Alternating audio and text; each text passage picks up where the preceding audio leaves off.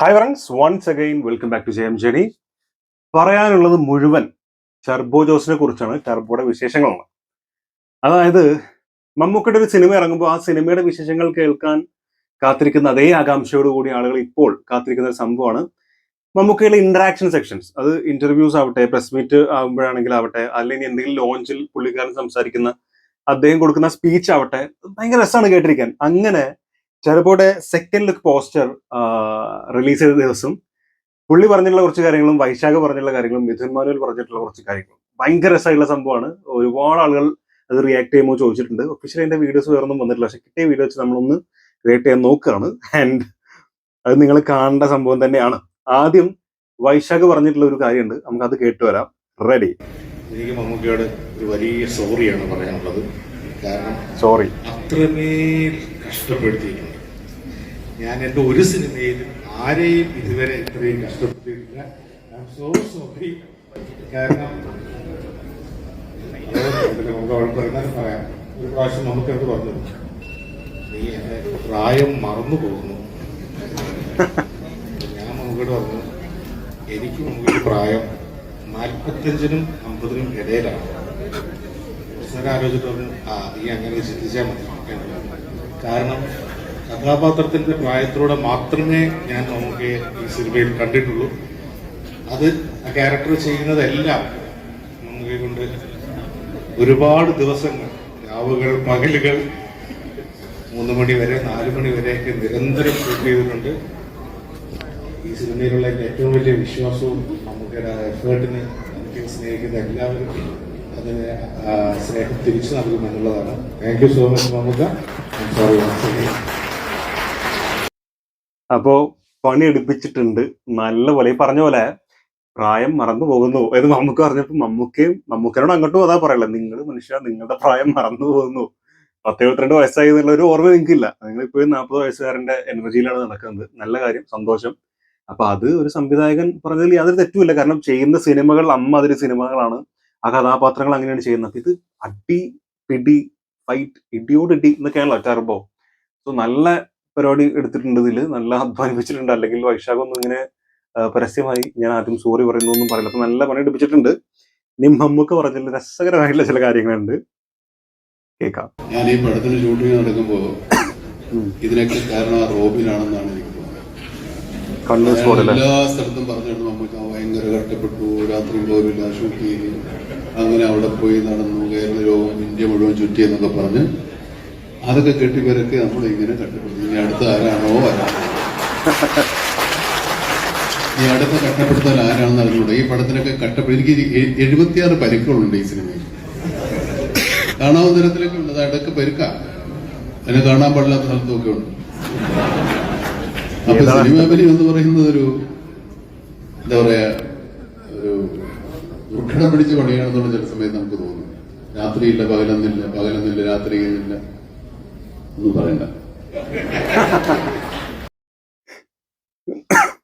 ഒന്നും പറയണ്ട എന്ന് പറഞ്ഞതേ ഇതാണ് പറഞ്ഞത്. ഞാൻ പുള്ളിയുടെ ഒരു പ്രോഗ്രാം വരുമ്പോൾ അല്ലെങ്കിൽ സ്പീച്ച് വരുമ്പോൾ അത് കേട്ടിരിക്കാൻ തന്നെ രസം. ഭയങ്കര സിമ്പിളായിട്ട് അത് നമ്മളോടുള്ള ഒരു കണക്ഷൻ ബാക്ക്ഗ്രൗണ്ട് നമുക്ക് ഫീൽ ചെയ്യും. അത് നിങ്ങളാണ് എന്നെ വളർത്തുന്നത്, നിങ്ങളും ഞാനും ഒന്നാണ് എന്നുള്ള രീതിയിലുള്ള അത് അത്രയും എന്താ പറയാ, നമ്മൾ അത്രയും ബന്ധമുള്ള ആളുകൾ തമ്മിൽ സംസാരിക്കുന്ന പോലെ, അല്ലാതെ ഒരു ആക്ടർ വന്നിരുന്ന് പറയുന്ന പോലെ ഒന്നല്ലല്ലോ. വളരെ ഫ്രണ്ട്ലി ആയിട്ട് നമ്മളോട് അങ്ങനെ ഒന്നും പറയണ്ട, അതൊക്കെ ഭയങ്കര രസമാണ്. അപ്പോൾ 76 പരിക്കൊക്കെ ഉണ്ടെന്ന് പറഞ്ഞാൽ അതിനുള്ള പണി എടുത്തിട്ടുണ്ടാവും. ഇത് പക്ക ഒരു ആക്ഷൻ കോമഡി ജോണറിൽ വരുന്ന ഒരു സാധനമാണെന്ന് നമുക്കറിയാം. അപ്പോ പ്രത്യേകിച്ച് ഒരു റോഡ് ഫൈറ്റ് സംഭവങ്ങൾ അങ്ങനത്തെ എന്തൊക്കെ ഉണ്ടെന്നൊക്കെ പറഞ്ഞു കേൾക്കുന്നുണ്ട്. ഒഫീഷ്യലി വന്നിട്ടില്ല, അതുകൊണ്ട് അതിനെ കുറിച്ച് കൂടുതൽ പറഞ്ഞ് വെറുതെ ഒരു ഹൈപ്പൊന്നും കേട്ടുന്നില്ല. സോ അങ്ങനെയൊക്കെ പറഞ്ഞു കേൾക്കുന്നു. എന്തായാലും 76 പരിക്ക് പറ്റിയിട്ടുണ്ടെങ്കിൽ അതിനുള്ള പണി പുള്ളിക്കാരൻ എടുപ്പിച്ചിട്ടുണ്ടാവും. പിന്നെ മിഥുൻ പറയുന്നതിന്റെ ഇടയിൽ പുള്ളി എന്തോ ഒന്ന് കയറി പറയുന്നുണ്ട്. മിഥുൻ മാനുവൽ തോമസ്, പുള്ളി റൈറ്റർ, പറയുന്നൂടെ കേട്ടോക്കാം. റെഡി? ഇവര് പറഞ്ഞതിൽ കൂടുതലൊന്നും പറയാനില്ല. നമുക്ക് ഒരുപാട് കഷ്ടപ്പെട്ട വൈശാഖേട്ടൻ നമുക്ക് ഒരുപാട് കഷ്ടപ്പെടുത്തിയ സിനിമയാണ്. അപ്പോൾ അതിൻ്റെ ഒരു ഫലം തിയേറ്ററിൽ ഉണ്ടാകുമെന്ന് പ്രതീക്ഷിക്കുന്നു. ഇത് ചെറിയ ആക്ഷൻ കോമഡി ജോണറിൽ പെടുന്ന ഞങ്ങളുടെ ഒരു ഉദ്യമമാണ് ടർബോ. അത് പ്രേക്ഷകരിലേക്ക് നല്ല രീതിയിൽ എത്തിക്കാൻ വേണ്ടി ഒരുപാട് പണം ചിലവാക്കി മുന്നിൽ നിന്ന ഇതിന്റെ നിർമ്മാതാവിനെ ഞാൻ പ്രത്യേകം നന്ദിയോടുകൂടി ഓർക്കുകയാണ്. ആ കഷ്ടപ്പാടുകളെല്ലാം തിയേറ്ററിൽ നമുക്ക് കാണിച്ചത് അതാണ് സംസാരിക്കാൻ എന്തോ കാണിച്ചു. തിയേറ്ററിൽ സഫലമാവട്ടെ എന്ന് എല്ലാ സിനിമ ഇറങ്ങുന്ന സമയത്തും ആഗ്രഹിക്കുന്നത് പോലെ ആഗ്രഹിക്കുന്നു. Thank you.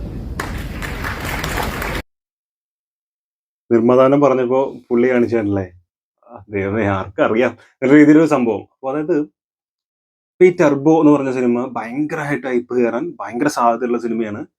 ഈ പറഞ്ഞ പോലെ ഓട്ടോമാറ്റിക്കലി വരുന്ന ചില ഹൈപ്പുകളുണ്ട്. അത് ഇതിന്റെ പോസ്റ്ററൊക്കെ കണ്ടിട്ട് അത് വന്നിട്ടുമുണ്ട്. ഹൈപ്പ് വരാണെങ്കിൽ അതിനേക്കാൾ കൂടുതൽ വരുന്ന സിനിമയാണ് ബ്രഹ്മയുഗം. പക്ഷെ ഇവരത് കൈകാര്യം ചെയ്യുന്ന രീതി ഭയങ്കര രസമാണ്. ഇപ്പൊ അത് വൈശാഖ് ആണെങ്കിലും മിഥുനാണെങ്കിലും ഇപ്പൊ മമ്മൂക്ക ആണെങ്കിൽ പോലും ഒരു പരിധി വിട്ടൊരു വാഗ്ദാനങ്ങളോ വലിയ വാക്കുകളോ ഒന്നുമില്ല. വളരെ സിമ്പിൾ ആയിട്ട് നടന്ന കുറച്ച് ചെറിയ കൊച്ചു കൊച്ചു കാര്യങ്ങൾ പറയുന്നു. ആ ഒരു ഇന്ററാക്ഷൻ സെക്ഷൻ വളരെ മനോഹരമായിട്ട് ഹാപ്പി ആയിട്ട് എൻഡ് ചെയ്യുന്നു, പോകുന്നു. അതിനപ്പുറത്തേക്ക് ഒരു ഹൈപ്പ് കൊടുക്കുക, ആ ക്യാരക്ടറിനെ കുറിച്ച് എക്സ്ട്രാ ചില കാര്യങ്ങൾ പറയും. ഇപ്പൊ 10-76 പരിക്കുകളുണ്ടെന്നൊക്കെ പറഞ്ഞു കഴിഞ്ഞാലും ആ കഥാപാത്രം അത്ര റിസ്ക് ആണ്, അത് അങ്ങനെയാണ് ഇങ്ങനെയാണ്, ഇമാതിരി പരിപാടികളൊന്നുമില്ല. സിനിമ കാണുക, എൻജോയ് ചെയ്യുക, ആ ഒരു സംഭവമാണ്. അപ്പം അവർക്ക് തന്നെ അറിയാം ഇത് ടെർബോ എന്ന് പറഞ്ഞ കുറെ കാലങ്ങൾക്ക് ശേഷം വരുന്ന നല്ലൊരു ആക്ഷൻ മൂവിയാണ്. അതും ആക്ഷൻ കോമഡിയാണ്. അത് എങ്ങനെ വരും ഒന്നും ഒരു ഐഡിയ നമുക്കില്ല. പിന്നെ ആ ഒരു ഗ്യാപ്പിന് ശേഷം വരുന്നതാണ്. മമ്മൂക്കയാണെങ്കിൽ പരീക്ഷണ പടങ്ങൾ ഒരു പിടി ചെയ്തതിന് ശേഷം അതൊക്കെ വമ്പൻ ഹിറ്റുമാണ് ചെയ്യുന്ന മൂവികളൊക്കെ ആ രീതിയിൽ നിൽക്കുന്ന ഒരു സമയത്ത് മമ്മൂക്കയുടെ നിന്ന് ഇങ്ങനത്തെ ഒരു ജോണറും കൂടെ വരുമ്പോൾ ആളുകൾ വീണ്ടും പ്രതീക്ഷിക്കും. പോരാത്തിന് നമ്മൾ സോഷ്യൽ മീഡിയയിലൊക്കെ ഏതെങ്കിലും പോസ്റ്റർ വന്നതിന്റെ താഴെ കാണാം അത് സോഷ്യൽ മീഡിയ തണുത്തിരിക്കുകയാണ്, അത് കത്താൻ പോവാണ്, മറ്റാണ് മറിച്ചാണ്. ഈ രീതിയിലൊക്കെ എക്സ്പെക്ടേഷൻ ലെവൽ ഭയങ്കര ഹൈ ആണ്. പക്ഷെ അതിനൊക്കെ മനസ്സിലാക്കി അതിനൊക്കെ ഒരു പരിധി വരെ എത്ര ഹൈയുള്ള സാധനത്തിനെയും ഇവർ ഉദ്ദേശിച്ച ഒരു മീറ്ററിലേക്ക് ഇവർ കൊണ്ടുവരും എന്നുള്ളത് മമ്മൂക്കന്റെ സിനിമകളിൽ ഞാൻ ശ്രദ്ധിച്ചിട്ടുള്ള കാര്യമാണ്. അതിന് ആ സിനിമ ഡയറക്ട് ചെയ്യുന്ന ഡയറക്ടേഴ്സും മറ്റ് കോ ആയിട്ട് വർക്ക് ചെയ്യുന്ന എല്ലാ ആളുകളും കൊളീഗ്സ് എല്ലാം അവരുടെ എല്ലാ ആളുകളും അത് കണ്ടറിഞ്ഞ മീറ്ററിൽ തന്നെ നിർത്തുന്നു എന്നുള്ളത് ഇവരുടെ വലിയൊരു വീഴ്ചയാണെന്ന് എനിക്ക് തോന്നിയിട്ടുണ്ട്.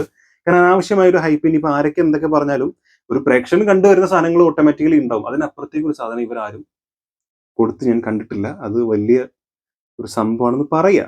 ഇനി നമുക്ക് ലാസ്റ്റ് പറഞ്ഞിട്ടുള്ള സാധനം ഇതാണ് ഹൈലൈറ്റ്. കണ്ടോക്കാം. സിനിമ എനിക്ക് അഭിനയിച്ച് ഞങ്ങൾക്ക് കാശ് കിട്ടുന്നില്ല, അത് ശരി തന്നെ. സിനിമ ഒരു കഷ്ടപ്പെട്ട പണിയാണ്. പക്ഷെ കഷ്ടപ്പെടാൻ വേണ്ടി തയ്യാറെടുത്തായാൽ മാതിരി ഇനിയും കഷ്ടപ്പെടാൻ തയ്യാർ. മോനെ അതായത് ഞാൻ തേച്ച് മിനുക്കി എടുത്തതാണ്. അപ്പൊ എന്റെ ഒരു ആത്മവിശ്വാസം എന്താ വെച്ചാൽ ഇനിയും തേച്ചാൽ ഇനിയും മിനുങ്ങും എന്ന് പണ്ട് മമ്മൂക്ക പറഞ്ഞ പോലെ. അപ്പൊ നിങ്ങളിതൊക്കെ പറയുമ്പോൾ പൈസ മേടിച്ചിട്ടല്ലേ, പൈസ കിട്ടിയിട്ടല്ലേ എന്നൊക്കെ പറയുന്നത് നേരത്തെ പറഞ്ഞല്ലോ. എനിക്ക് 76 പരിക്കുണ്ട്, അതിന്റെ കണ്ടിന്യൂഷൻ ആയിട്ട് പറഞ്ഞ വാക്കാണ്ടോ. അപ്പോ ഇനിയും എന്താ പറയുക, ഇങ്ങനെ പരിക്കുണ്ട്, മറ്റേത് മറിച്ചുണ്ട്, ബുദ്ധിമുട്ടാണ്, കഷ്ടപ്പാടാണ്, പൈസ മേടിച്ചിട്ടല്ലേ? അതെ, പൈസ മേടിച്ചിട്ടാണ്. അപ്പൊ കഷ്ടപ്പെടാൻ തയ്യാറാണ്, ഇനിയും കഷ്ടപ്പെടും എന്നാണ് പറഞ്ഞത്. അതായത് ഈ തേച്ച് മിനുക്കിയാൽ ഇനിയും മിനുങ്ങും എന്ന് പറഞ്ഞ പോലെ ഇനിയും ഞാൻ കഷ്ടപ്പെടാൻ ഞാൻ തയ്യാറാണ്, നല്ല സിനിമ ഞാൻ ചെയ്യും എന്നുള്ള ഒരു ആത്മവിശ്വാസം, ആ ഒരു സംഭവം അത് സമ്മതിച്ചേ പറ്റുള്ളൂ. അത് മമ്മൂക്കയ്ക്ക് ഉണ്ട് എന്നുള്ളത് തന്നെയാണ്. കാരണം എപ്പോഴും മമ്മൂക്ക തന്നെ പറഞ്ഞ് നമ്മൾ കേട്ടിട്ടുണ്ടാവും, ഞാൻ ബോൺ ആക്ടർ അല്ല എന്നാണ് മമ്മൂക്ക പറയാറുള്ളത്. ലാലേട്ടനൊക്കെ പറയുമ്പോൾ പലരും പറയുന്ന സംഭവമാണ്, പുള്ളിക്ക് ജന്മന കിട്ടിയ ഒരു വാസന എന്ന് പറയുന്ന പോലെ ജന്മന അങ്ങനെ ഒരു കഴിവുണ്ട്, അല്ലെങ്കിൽ ദൈവം അറിഞ്ഞ് അനുഗ്രഹിച്ചു കൊടുത്തിട്ടുണ്ട് എന്നൊക്കെ പറയാറില്ലേ. അത് അത് ഇത് ബോൺ ആക്ടർ ആണെന്ന് പറയാം. ഉള്ളിൽ അഭിനയം ഉണ്ട്, പുള്ളി അതൊന്നും തിരിച്ചറിഞ്ഞാൽ മാത്രം മതി എന്നുള്ളൊരു സംഭവം. അത് തിരിച്ചറിഞ്ഞ ആളാണ് ലാലേട്ടൻ, നോ ഡൗട്ട്. പക്ഷെ മമ്മൂക്കയുടെ കാര്യത്തിലേക്ക് വരുമ്പോൾ എപ്പോഴും മമ്മൂക്കയും പറഞ്ഞിട്ടുള്ള ബാക്കിയുള്ള ഇപ്പൊ മെത്തേഡ് ആക്ടറാണ്, ബോൺ ആക്ടർ അല്ല, വളരെ നാച്ചുറലായിട്ട് ചെയ്യുന്നതല്ല, ആ ക്യാരക്ടർ പിടിച്ച് ചെയ്യുന്ന ആളാണ്.